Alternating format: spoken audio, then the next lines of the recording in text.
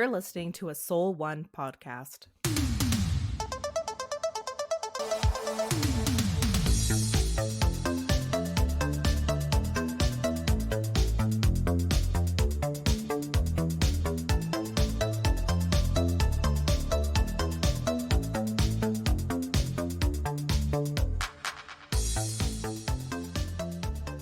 All right, before we dive into it, Taylor, what is a Tyler Vance movie?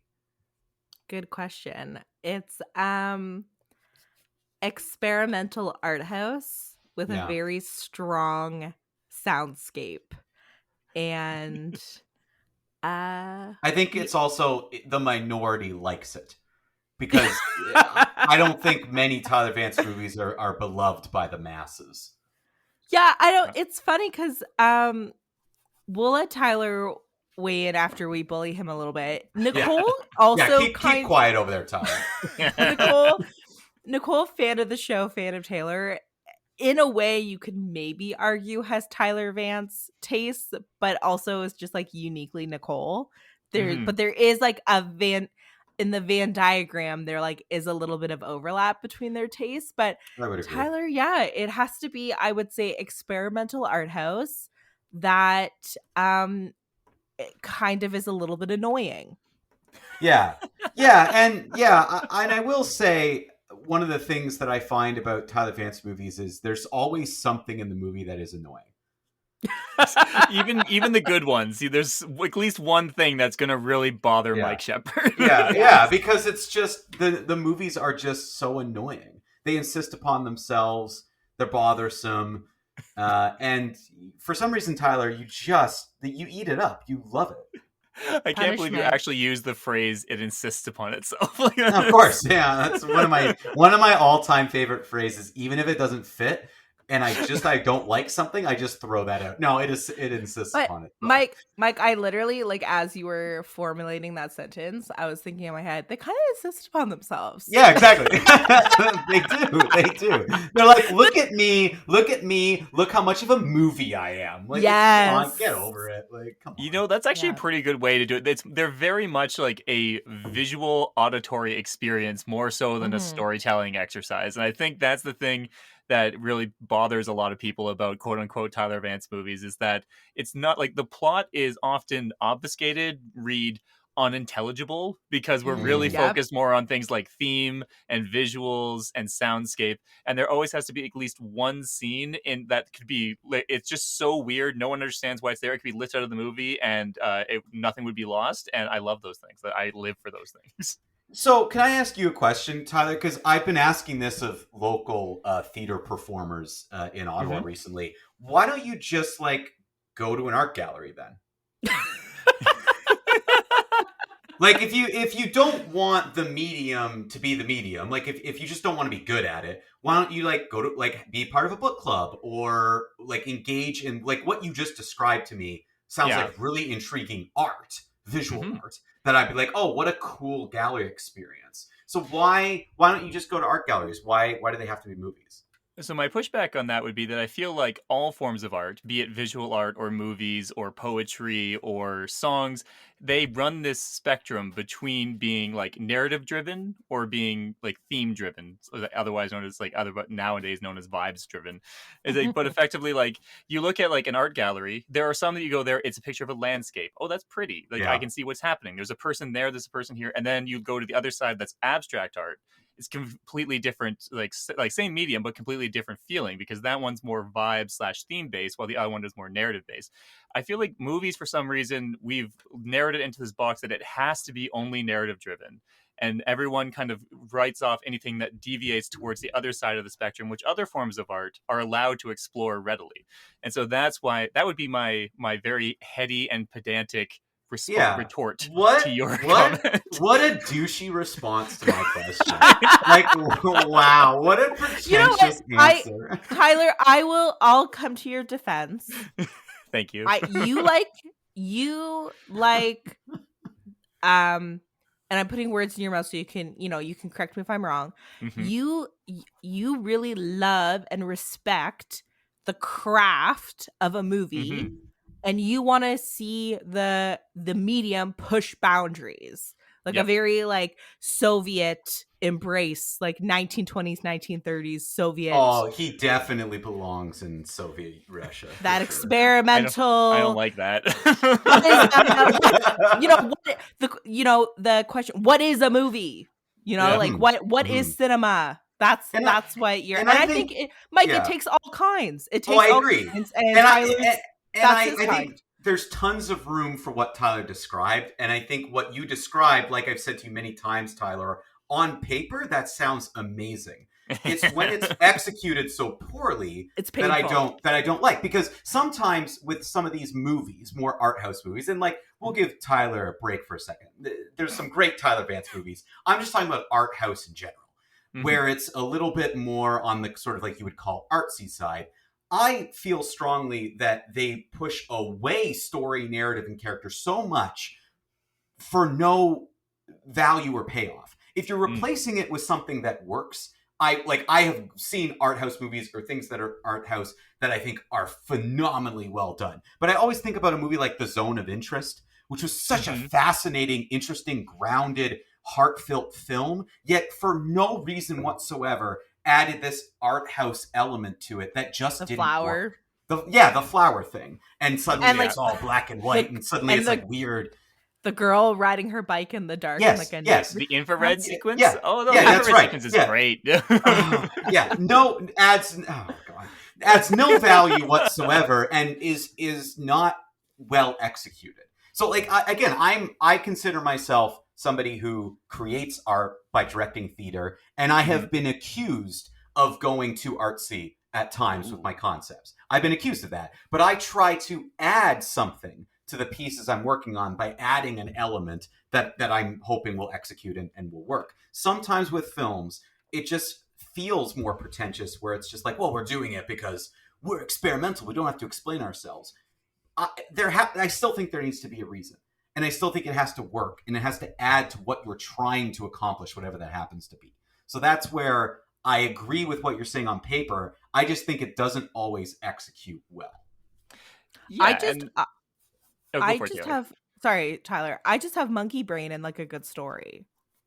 Which there's It's nothing like a nothing good wrong story. with that. Yeah, And there's I nothing love wrong good with that. stories, and that's the thing I want to make sure that everyone recognizes, is that Tyler Vance movies are a specific niche subcategory of a movie. That's right. That I like.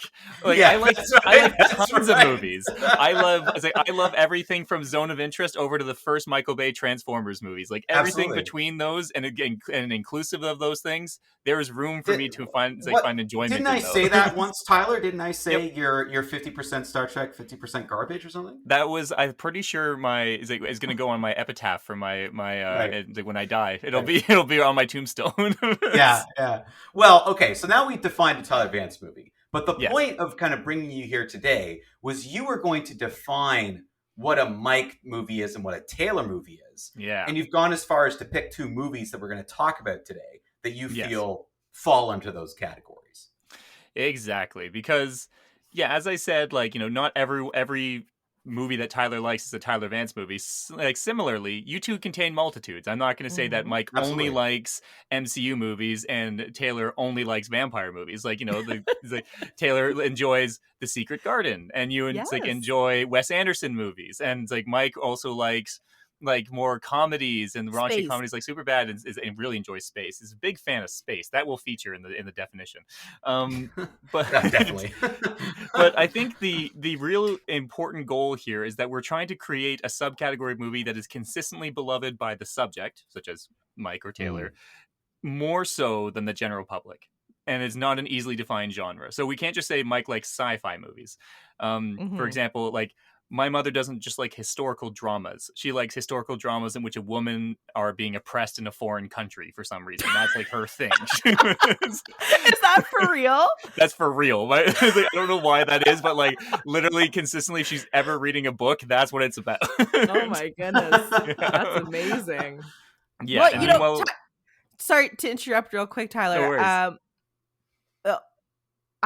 The shorthand for this episode for me in my mind, because I in recent weeks I've been trying to beat the algorithm, right? Like, Facebook is spitting out movies for me to watch, and so in a way I've been trying to beat the algorithm. Today I'm going to try to beat you. You're my Mhm. AI. Yeah, I am the algorithm. Yeah. I'm the entity from Mission Impossible: Final Reckoning.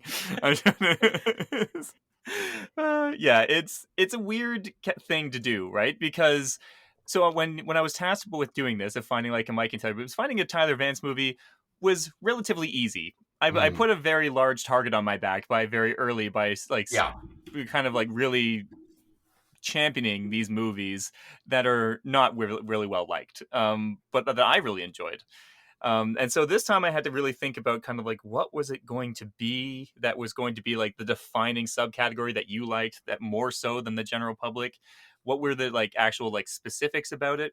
And then the hard part I really had was like when you said like, oh, when we can watch a movie from each of our two categories, I was like, well, I already know that these movies fit because I've listened to you talk about them. Mm. Is like, and so like a lot of the movies that I use to synthesize the definitions, I already know you like. So I had to Right. try and find one that I didn't know that you liked, and that meant that I also had to pick movies that I hadn't seen before. So I was picking Yeah. them kind of Ah. semi-blind because I, off of like the description, I'm like, okay, this fits with what I think the definition is. So an added dimension of this conversation is going to be I'm also going to be critiquing my own choices of like how well do they fit the definition that I Yeah. created. But I That's think so fun. I think that's an interesting process, though, because that is the true way to test a definition, is Yeah. to almost go in kind of blind in a way where you just know the description of the film, and by that alone, you go, "Oh, I think this is a Taylor movie. I think Yeah. this is a Mike movie." Like you're kind of testing out your knowledge in a way by doing this. So, Exactly. Tyler, what was your method? Did you distill this into chat GBT, or did you actually like you manually just like went through your mental Rolodex of the movies we've talked about? The latter. I refused to use ChatGPT to help me in this case. So instead, I just went through and I Bravo. thought of all the movies that I know you folks have liked over the years, and then also just like general aspects of the personalities that that you project onto the podcast. They're kind of like, okay, what is going on here in each case is like and so yeah, so I have a list of kind of the not just I have the definition, I have like for extra points indicating like what are some Ooh. important things that they can hit that they don't necessarily need to hit in order to be considered a blank movie. And then I also indicate which movies were highly influential in synthesizing this definition. And then we can talk about the actual movie itself. Very Yeah. scientific. Okay. Yeah. Yeah, Well, it's he's almost a like I went to school scientist. for that or something. He's one of those bothersome scientists. So Yeah, yeah. And Mm. the funny thing about this is going to be that the movie that I picked for Mike is very highly dependent on scientists. And I know that Mike doesn't like scientists in real life, but he does seem to be okay with them as protagonists in movies. yeah, Similar to how a yeah. lot of people don't like serial killers in real life, but they're okay watching them on Oh, in for movies. sure. Yeah. Yeah, I do believe scientists and serial killers have a lot in common. They So do it, have a it lot in makes common. it makes a lot of sense. And confirmed. Yeah, I mean, I think what was interesting for me was watching these movies, thinking like just kind of putting that lens on of I is this a Mike movie? Is this a Taylor movie from Mhm. kind of someone else's perspective? And it was interesting because kind of watching them, eh, no matter how I feel about the nuances of each movie, and there's lots to talk about in there, I kind of left them with a similar feeling of being like, well, this is how people see us. Like this is Like it or lump it, Yeah, this is yeah. how we're perceived. whether you agree or not, this is it. And that's the funny thing about it. I made sure to be careful. This is not about your personality. This is about the kind of persona that you present on the podcast. So from a Mhm. fan's perspective, this might be what people think. So if it doesn't fit, then I that's kind of on you. Mike, you said this a long time ago about how are we are ourselves, but we're also kind of characters. And I never corrected you because I Mhm. was too embarrassed. I'm not an actor. This is just me. Yes, I mean, I still, I think I was more talking about myself. Yeah. I put on a persona of sorts for this, but the persona is ourselves. It's just, I mean, heightened to a certain degree. And yeah, I mean, I think I talk less about my personal life than you do, Taylor. You sort of leave it all out there, down to like your friends, like house location and address Job. and what jobs they do and their list of fears that I have to then go back and edit out. Names of ex-boyfriends. Oh yeah, names of exes, like straight up like lists of people. Like yeah, so I think that's probably So true. Tyler, so all that to say, Tyler's definition does weigh heavily in like the authentic Taylor self and less a projection. And so Mike, yours is like how your quote unquote character is perceived, but I can't hide behind that. I don't have the skills to project a different version of myself. I would say that Katie or Nicole would say, "Yep, that's Taylor." Yeah, I mean, fan response to this will be interesting to see if people agree. Well, it'll be interesting to hear what other people's blank movie is. Like, what is their self-defined them movie to go through? Because it is like a hard exercise to think about. I asked my wife the same thing, and she like kind of had to think about it for a long time before she. It'd be similar to you, Taylor. Like, if she lists her 5 like top movies, they don't necessarily have a lot in like common. Like, The Secret Garden and Crow and Wes Anderson don't have a lot obviously in common. As soon as you like think about it, it really you have to get into more of kind of like the trends of like what World general building. movies you tend to like. Yeah, the world building beyond. I don't know why, but when you said that you went and you asked your wife, I always have this vision of significant others being asked these questions while, we have these sort of like interesting kind of nerdy hobbies and just being like, why are you bothering me with this? Like, can you leave me alone? Like, I'm trying to keep this house together, and you're coming up to me like, "Can you define your type of movie?" My poor beleaguered wife is very familiar with my random questions that come out of this. She didn't bat an eye. She was just like, "Sure, let's engage with this." Yeah, it's better to engage with him than anything else. Exactly. If you leave him alone too long, he'll start spiraling. Before you know it, he'll just burst out of nowhere talking to you about She Dies Today, a weird movie from 2020 that he really likes. So let's get into these movies. So Tyler, you picked the movies. Let's just go one at a time. Why don't we start The House of the Devil, and just take us through your rationale, what you kind of thought, why this would work, and then maybe transition that right into what you thought of the movie. Gotcha. So the definition that I came up with for Taylor movie that allowed me to come to this decision that this would be the one is a retro occult horror film that deals with secret societies, demonic possessions, and satanic panic vibes from the 1980s. For extra points, feature young women in distress, old women being weird, and avoid slasher tropes. This movie has it all. It does, and it was synthesized from a combination of Rosemary's Baby, that was the main one, The Wicker Man, It Follows, and The Visit. These were kind of the big ones that went into this synthesis. Now, not all of them have all those pieces except for Rosemary's Baby, but they all kind of like triggered in my head of like, these are different things that I know Taylor said she likes at different points. It's like, and then trying to bring them together and think really hard and then ask some really nice Google searches to find movies that might agree with that. And then this movie came up. The House of the Devil from 2009 is like directed by Ty West. Now, Taylor, I can't remember. Have you seen / do you like the X, Pearl, and Maxine movies, like the Ty West's big horror trilogy? So it's been on my list to watch. I have not seen it yet. What Nicole has told me is that it's very much style over substance. So I'll love the vibe and the world building and like like all of the production design is definitely a Taylor movie, but she said that they're pretty light on storytelling. Like the story themselves aren't very good. I think that The House of the Devil might fall under that same category, and the way that it is very like aesthetically, they were aiming for a movie that feels like it was made in the 1970s or 80s, and they like hit it on the nose. Like it to the point that like not just the 16 millimeter film, but also their use of like zoom instead of like dollies or panning, stuff like that. It feels so of that time. And in that way, it's like it really functions well. It's a very interesting story. It has a lot of like really cool moments at the beginning where like they kind of linger on certain things of like, this is a turning point where the character could have made a decision to go left and instead they went right, and all of this has kind of like fate wise led them to this. But in terms of like what it has to say on a grander scale of narrative is effectively, I don't know, some people out there in the woods are weird, and they be careful. Um, the Satanists are real, and The Satanists they're are real. and they're active. I saw this movie with Nicole, I'm pretty sure, in 2009, Mhm. not in theaters. I think we rented it. And I remember being like, I don't want to say blown away, but in my mind's eye, loving it. Mm. Mhm. And so this was the first time that I've revisited it.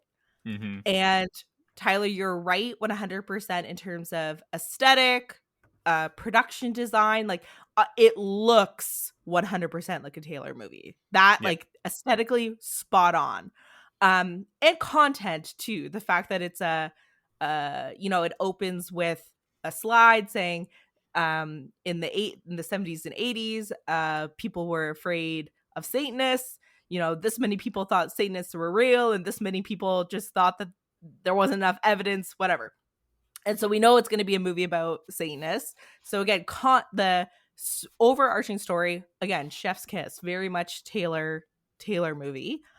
I found the story, and maybe I've never seen any other Ty West movies, so this might just be how he operates. I found that the story, like this movie's like what, an hour and a half. Mm-hmm. The last 20 minutes of this movie ramps up. Real Amazing fast. amazing 20 minutes of filmmaking. And kind of the middle part, you're kind of like, okay. Kind of like plodding along. How many times can you listen to creaky pipes? But in retrospect, I was thinking like maybe the last 20 minutes of the movie were so effective because the middle part of the movie is a little bit boring. You know what I mean? Like you're lulled into this, okay, what's going to happen? And then the action happens so fast, and the imagery is like graphic, not in the sense of like a slasher movie, but like the visuals are very striking. Yeah. Right? And Like they leave an impact. Like that Yeah. are images I can still think of. The way it's And edited, yeah. Oh, and it's, absolutely. they're splicing in like what she's seeing in her mind's eye, and like it's pretty grotesque, like the visuals. And so yeah, Tyler, I would say on paper, and aside from like the middle part of the movie, which is like no fault of your own, this is a Taylor movie. Nice. You did it. You did it.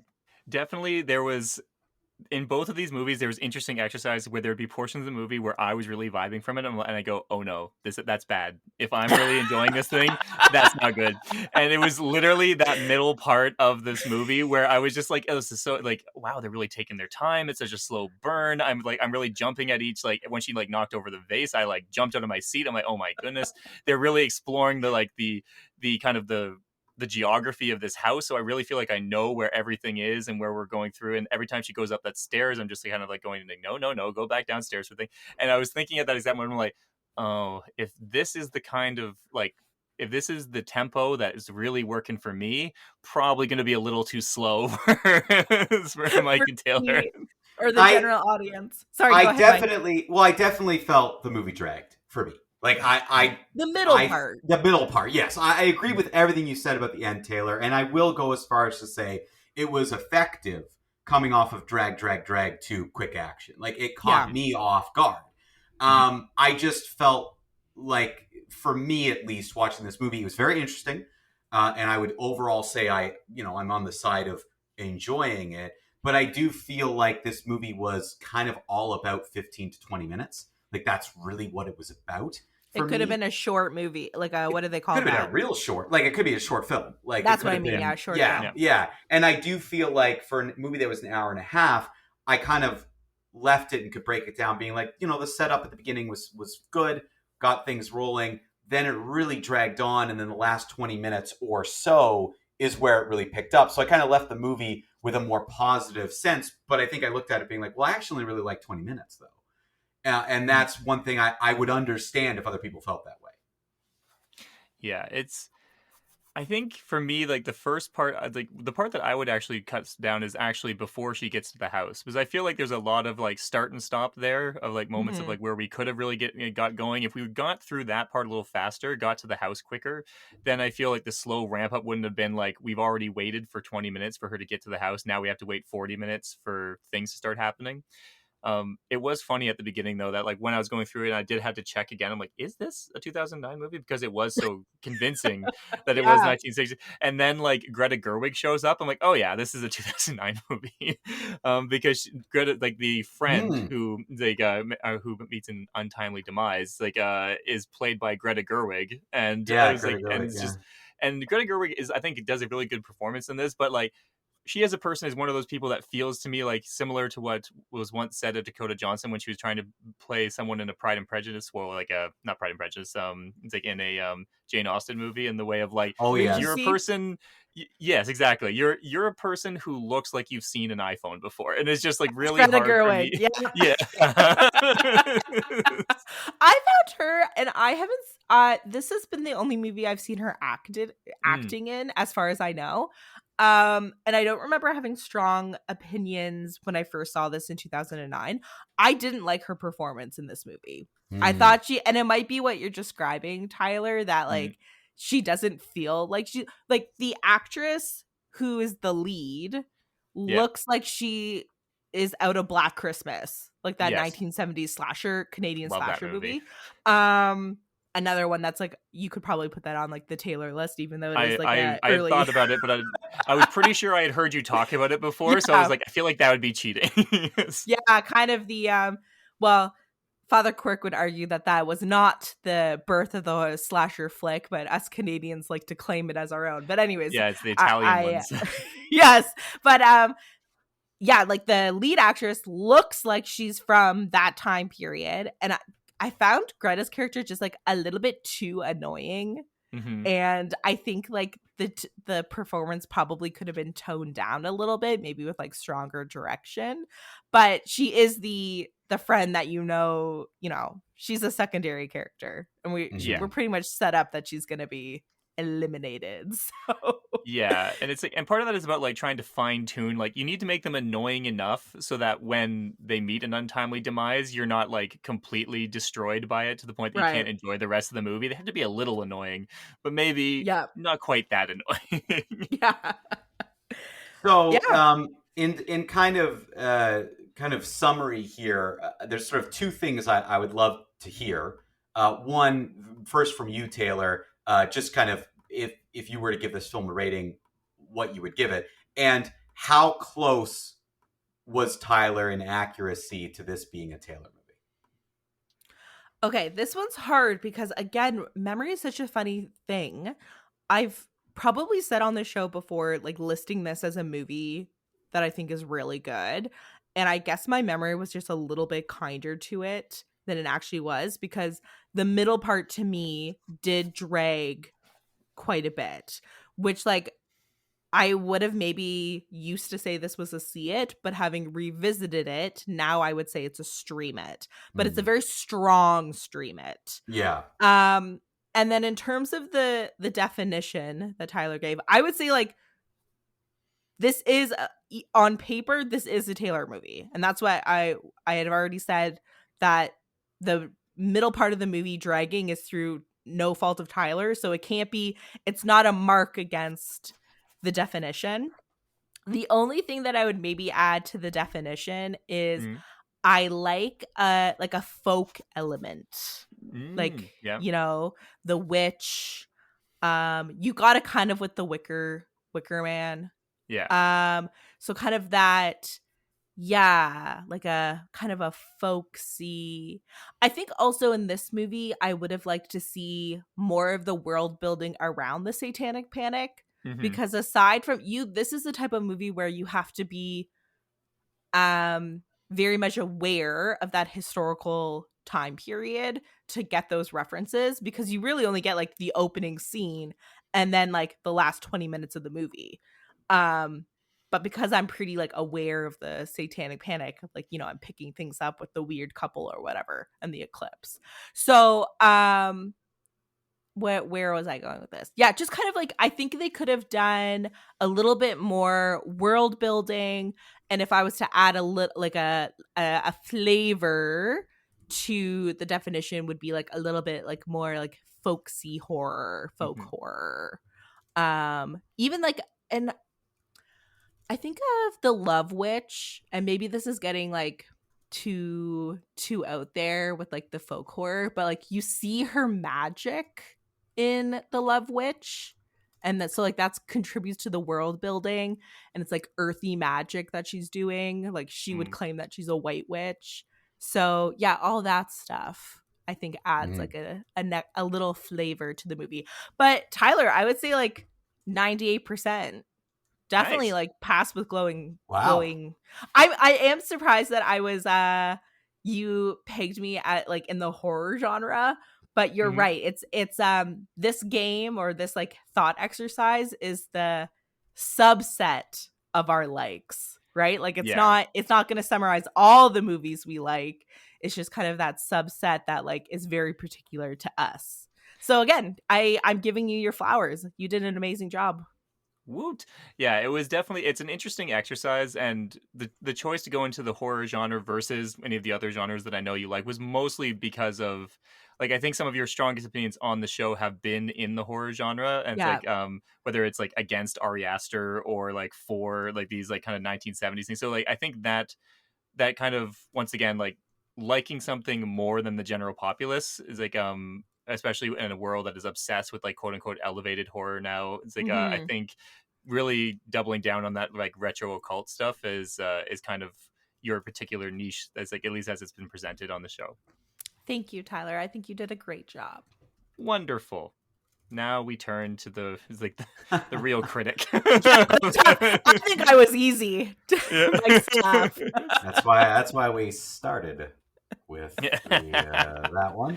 But now let's go to my pick. Your pick for me, we should say. Yeah.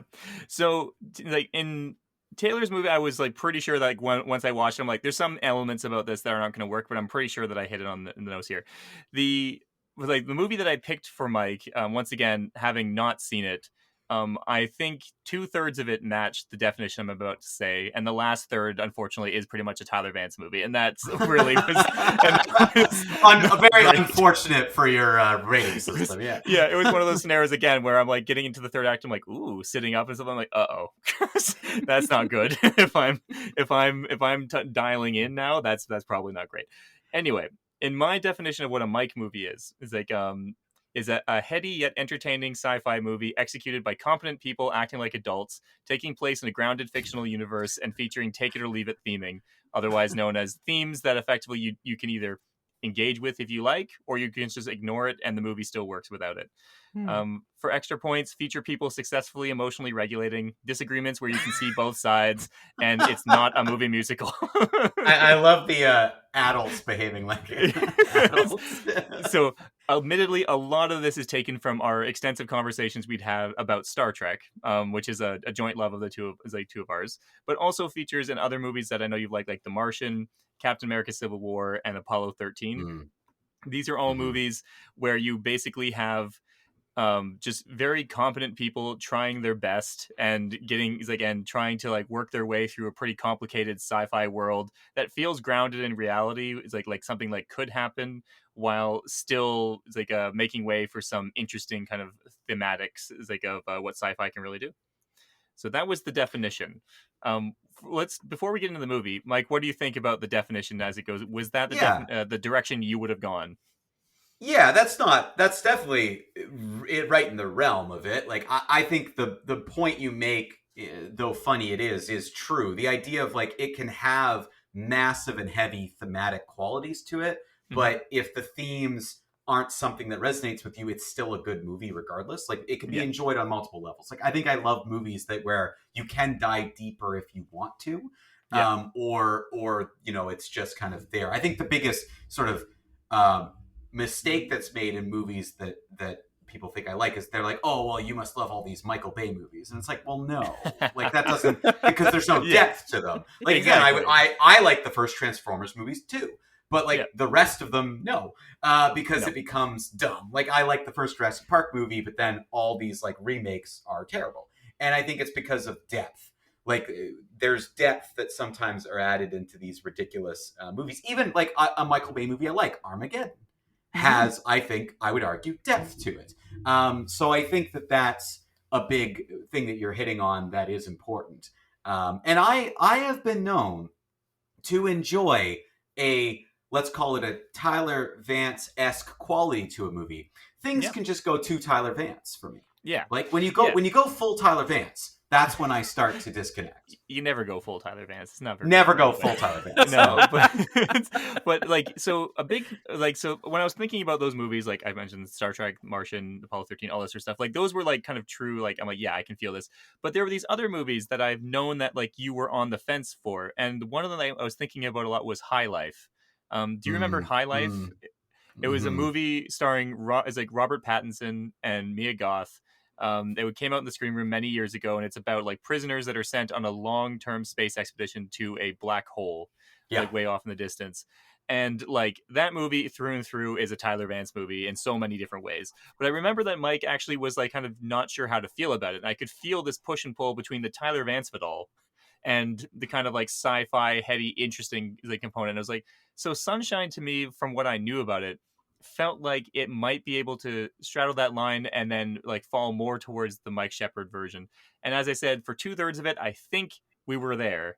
And then the last third really went very Tyler Vance, all the way down to the crazy soundscape and weird visuals that I am kind of known for loving at this point. But that's my take on what I think was going on there. Mike, what was your take on Sunshine?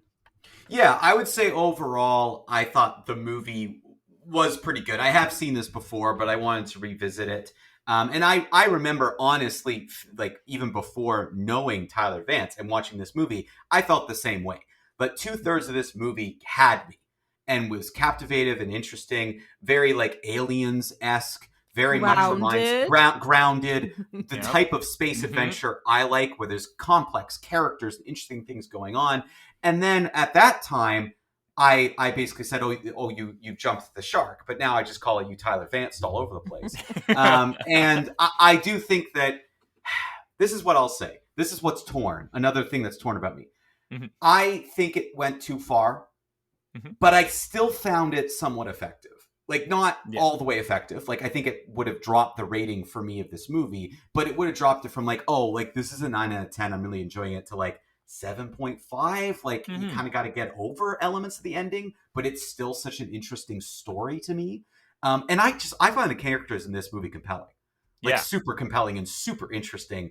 And I think that kept me going, where I love Chris Evans' character, this like absolute jerk throughout the film. And yet he put his money where his mouth is at the end. Like he stuck by his guns, unlike other jerks, where he's like, I will literally sacrifice myself for this mission because that's what I'm here to do. When it comes to sacrificing other people, which he has no regard for human life, including his own. So I really found the characters compelling and interesting. But yeah, the ending bit, the 1/3 of this movie felt to me a bit too on the artsy side to fully get the like over 90% a Mike movie. Like I just don't think it hits that. It's like they wanted to make a philosophical statement, but then like didn't really want to commit. And also, God is bad, apparently. This movie. Well, I feel like this person's deranged version of what he thinks God is bad, because it's hooked up in his own egomania and really attached to this kind of idea of like, when you're a group of people that have probably been born and raised on a world where the sun is dying, and you're getting closer and closer to this omnipotent thing that is just filling you with all the stuff that you can't have like back on Earth, like life, thermal energy, all this sort of stuff. Do you eventually kind of supplant, quote unquote, your version of God, and it becomes this thing that you're now obsessed with? and that you're upset, like you're convinced that you're talking to. So like I really liked that part of it, for obviously because it's a very much a Tyler Vance thing. Mhm. But I do completely understand what you're saying about how like it seems like this is a movie that is like of two minds, and I feel like those two minds can be given names in terms of Danny Boyle, who's the director, and Alex Mm. Garland, who's the writer. Like Alex Mm, Garland's movies are consistently more introspective, heady, contemplative, Oh, like what is like definitely. humanity, like that's where he's right. focused. And then Danny Yeah. Boyle's are much more like visceral, like I'm going like how can I Zombies. show that's yeah zombies, crazy things, how can I show someone is like stuck in addiction? I'm gonna have a scene where they go inside a toilet for a bit, and which is in Train Spotting. And so like they don't care about, he doesn't care about like reality and groundedness in the same way that Alex Garland does. And I feel like at the end the director won and the writer had to kind of take a back seat. Yeah, and the one thing I wanted to say was I actually think the soundscape, the sound of this film, the down to the soundtrack itself, all very effective.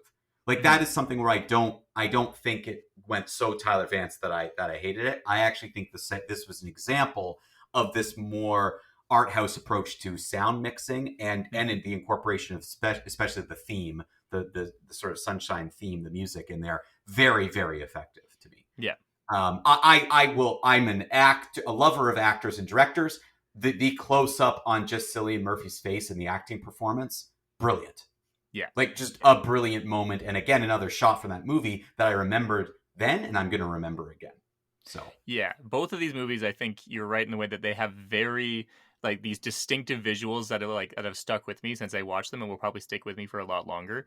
Sunshine, I think, also had kind of just like it had me like asking questions about like character motivation at the end in a good way. I kind of like, why did the person do this? And not in the way that like I feel it was wrong, but that I feel like yeah, there's a like this is a person and I'm trying to figure out why that person did that. yeah, Because you have this like Chris Evans character who also when I didn't know who the cast was, and I saw that like almost all of them have been in the MCU except for Cillian mm, Murphy, and I'm like, oh, this is also a point in my favor. But like we were looking through, and like Chris Evans' character later on, yeah, he's willing to sacrifice his life. At one point, he's willing to put like Cillian Murphy's character back towards the ship and stay on this ship when like dying because this is the guy that needs to go out there. And then at the same point earlier in the movie, which nothing's really changed about how important Cillian Murphy's character is, but he volunteered him to go on this mission that's almost certain, like that's really dangerous.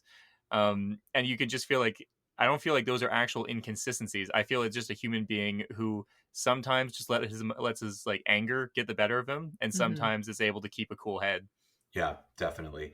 I want to kind of wrap up our discussion with just my rating for you, Tyler. I would say this is 75% of the way there. Like Okay. I do feel like for the most part, yes, this is a Mike movie. I think it dips into the realm of I wouldn't want this to be the defining factor.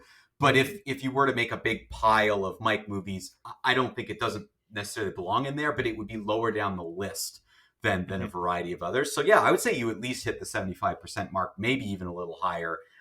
So I do think that it's not as big of a miss as I honestly thought it would be.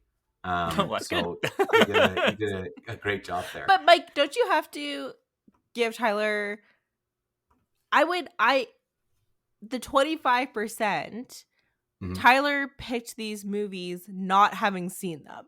Yeah. So so I guess the question is, Tyler, having Mhm. now seen this movie, would you have swapped it out for a different one because it went Tyler Vancy at the end? Yeah, I probably would have gone somewhere else with it. Like as I said, the first two thirds, I feel like I was really hitting at least the definition I had set out.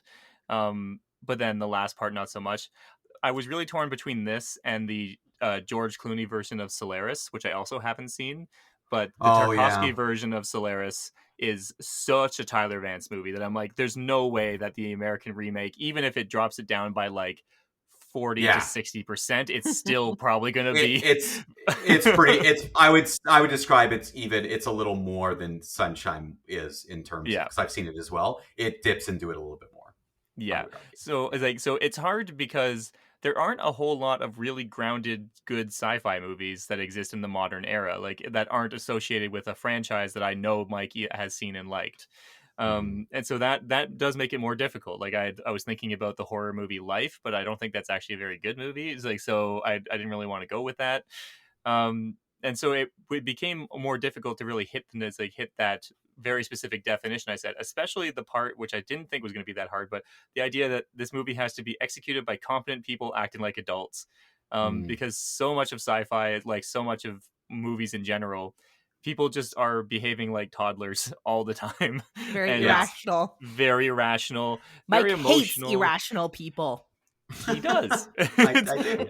He does. So that was that, and I do feel like most of Sunshine, maybe all of it, actually does manage to at least hit that part of it. That this is this is adults doing their thing, even as the universe bends around them in weird ways. A little bit of maturity would never hurt anybody. Yeah, thank you for doing this, Tyler. I would say, Taylor, this was overall a success. Yes. We'll give him a passing grade. So well done, Tyler. Thank you so much for doing this. And yeah, fans, let us know. Tell us what you think your kind of movie is, and write in to let us know if you think Tyler got it right for what a Mike and Taylor movie is. Thank you so much, everybody, for tuning in this week. Go see some movies. Thank you for listening to You Had Me at Skip It, a Soul One Arts Inc. podcast. This podcast is produced by Mike Shepard and Austin Spinner Summer. It is a project of Soul One Arts Inc. To learn more about Soul One and all the great work that Soul One is doing in the arts community, especially in film, theater, and other performing arts, visit soul1arts.ca. You can contribute to this podcast by visiting soul1arts.ca and going to the podcast tab. You'll find all the information on You Had Me at Skip It and how you can get your questions read on air each week. Thank you again for listening.